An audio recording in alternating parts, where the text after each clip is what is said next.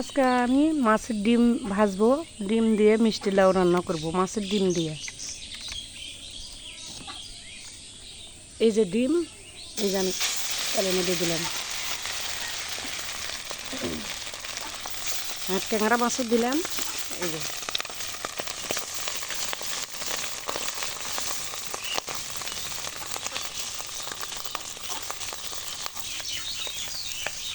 আমি এখন মাছগুলো উল্টে দিব, এই ডিমটা উল্টে দিব আমি।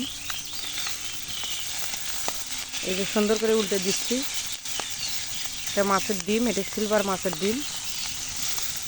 আমি ট্যাংরা মাছগুলো উল্টে দিচ্ছি।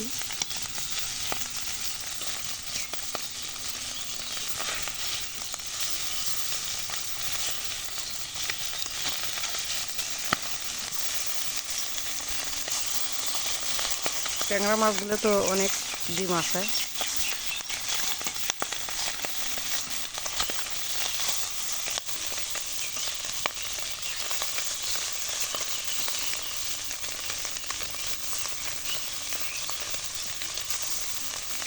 ট্যাংরা মাছটা ভাজে রান্না করলে মজা লাগে, আর কষে যদি রান্না করা যায় কষেও ভালো লাগে খাইতে, একটু তেল বেশি দিতে হয়।